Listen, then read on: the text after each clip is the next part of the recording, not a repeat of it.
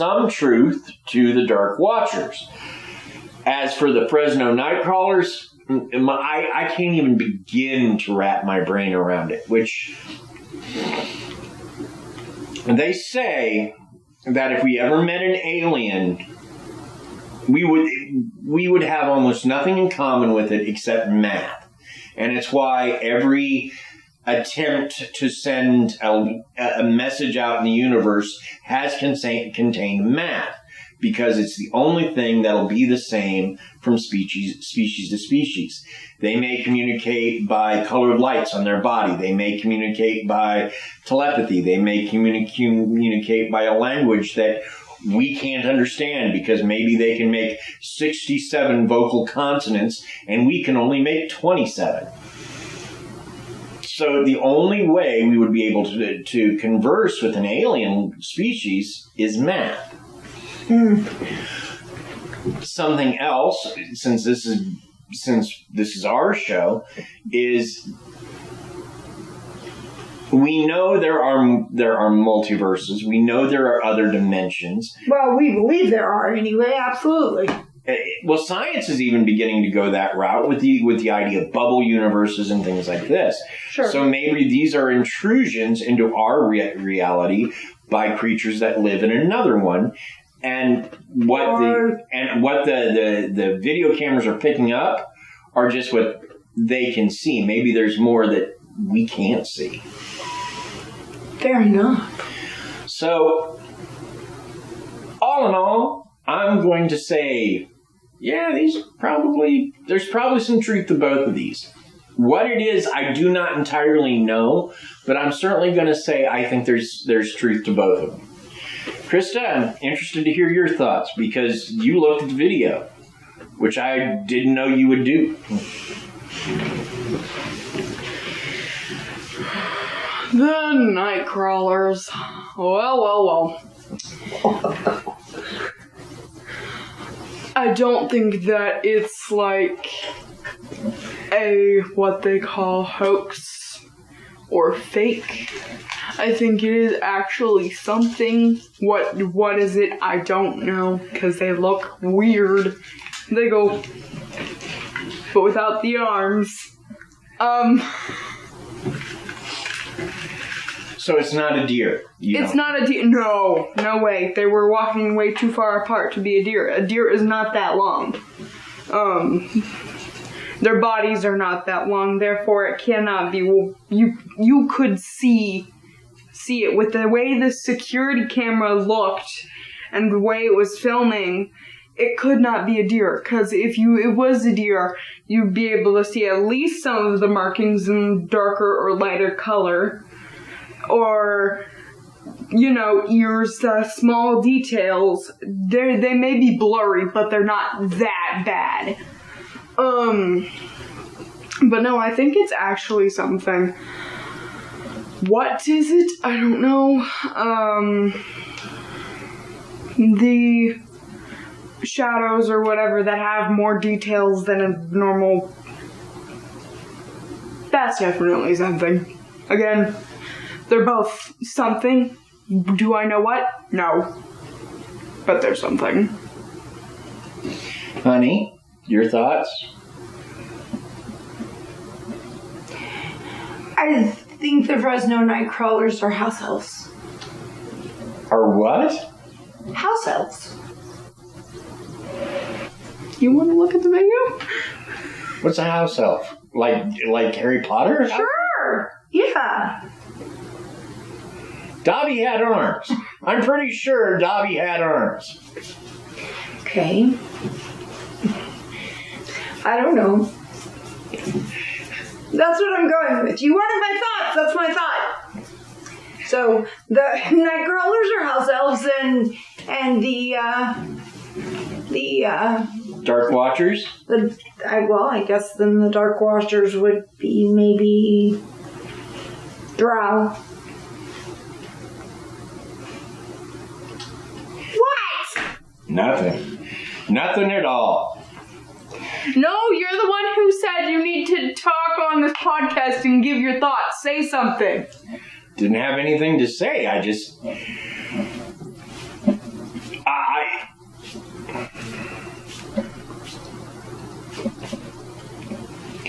I'm not sure how concepts from a book and a role-playing game make it to the real world, but I'll take it. Well, we could go into my whole theory on universes and stuff, but we can save that for another podcast. What's your theory on universes? Because I haven't heard this, and we talk all the time. Yeah, you have. I'm sure I've told you this. No, you have not. I absolutely have. No, you have not. What are we talking about? Okay, so you're saying bubble universes and this and that. Okay, so this is my working in my imagination, brain of brains. This is how I see everything going down. This is my great idea of what all of these things are. You're going to edit all this out, right? He's like, no, keep talking. I'm just trying to get your thoughts. No. So this has been my thought for a long time that... Okay. I have theorized at times that any fictional universe that has enough belief behind it probably exists somewhere. Right. And that would make multiverses, bubble universes populated by human imagination. That basically anything we can imagine, we can make real in these other universes. And so what you're saying is those universes are colliding with our own and we're seeing bits. Which makes sense except for the house elf thing, because Dobby has arms. He may have a melon head, but he's got arms. I know he's got arms. I've seen them. How would he get a sock from a book if he didn't have arms? I don't know. Pick it up with his teeth. There we go. No arms, no problem. So, but your take is that they're extrusions from other universes, basically. Sure, not. I don't see why it couldn't be. And I don't see why either. It explains a lot about the Nightcrawlers, if you want my honest opinion. And just because that's what we choose to call these things, because those are the words that I have to use to explain them, doesn't mean that I'm wrong. I just might be using the wrong name. And that could be. I am not trying. He's not trying to drag me by my weave. I get that. No, I'm trying to put your thoughts in front of the people that listen to this show. So what you guys are saying is basically anything that could be written down or thought of by a lot of universe/place where we don't see them as much, but they collide with our world from time to time. Anything is possible. Essentially. What I'm saying, a story, and let's say it's about alien Bigfoot, right? And it's a popular story, and lots of people read it and think about it and believe on it and write more stuff about it. Then it sort of takes on a life of its own. And that these alien Bigfoots from my story can begin to enter our world because we have populated them in another universe through our imagination. That's what I think. Anything that is believed in to be real enough should be in a different universe. Well, okay. For example, when I'm in the bathroom in this house. Wait, I know it sounds weird, but I've got it. There is a point in the bathroom where if I get close to it, I feel an energy. And it's not... Okay, wait. I'm sorry. Guys, I'm 12. I apologize. No, you're right. Okay, so you're saying there's a point in that area of the house where you're feeling a specific energy. Right. I don't know what it is. Jokes aside, yes. I don't know what it is, but it's between the sink and that little tower. I feel like there's something there. And anytime I get close to it, it bugs me. It's like nails on a blackboard, or like that feeling where you bite on a penny, and like Ew. if you've got on pennies. If you've got cavities, you know how. Yeah, I understand what you're saying, but stop talking about it because you're making me get nails on a chalkboard. Right. Okay. It's like I expect something to happen in that little area, and if I turn out the lights, I can almost feel it. It's like pressure. So maybe there's something there, or maybe something happened there, or maybe if something were to ever burst out, that's the place it would burst out from. I don't know. I don't know what it is. I don't know why it's there, but I certainly feel it. I have a reaction to it. It's visceral. It's like a punch to my stomach. And maybe what I'm sensing there is just that it's a bit of a portal. Maybe it's not enough for anything to come through, but I can feel that the portal is there. Fair enough. Don't come into the bathroom while I'm in there, you! What? So, that is the end of our show. Thank you so much for listening.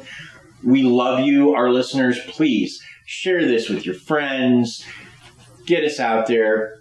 We would like to do nothing else but research this cool stuff and talk to you. That would be great. That would be super awesome. Also, thanks to Bill Barrett, who does our music, and you can reach him at billbarrett@sbcglobal.net if you need some hit music for whatever your project is. And he's happy to design it. He'll give you a complete workup of how much things cost. It's great. Also, thanks to Paige Elmore of Reverie True Crime, who does our artwork. Thank you, Paige. Thank you, Paige. And thanks to Aaron Gnerk of the Big Dumb Fun Show, who does some local promotion for us. Check out our website, which Laura made so kindly. Also, you can buy our merch on Teespring. You can support the show on Patreon or buy me a coffee. Check us out on Twitter, where you can find Laura at FamPlotMomLaura, or Crystalline at FCrystalline, or you can find us, Plot_Family. Check out our Facebook. We have a wonderful little Facebook group, and it's a great place to gather and talk and chat and post things, and we keep a good eye on it, but yes, nothing gets crazy, but it's fun. Also, you can check us out on Instagram, where you can find Crystalline as Fam Plot Krysta Cat? No, Family Plot Krysta Cat. I didn't do fam. Family Plot Krysta Cat. Of course, you can find, if you look under Boogeyman, you can find me, and I post a lot of stuff for the podcast on my own account. So there you go. Furthermore, you can check out Krysta on TikTok, where she has 1,500? Oh, no, it was 1,300 and something. I can't remember it right now, but over 1,300 followers on TikTok who watches her crazy videos.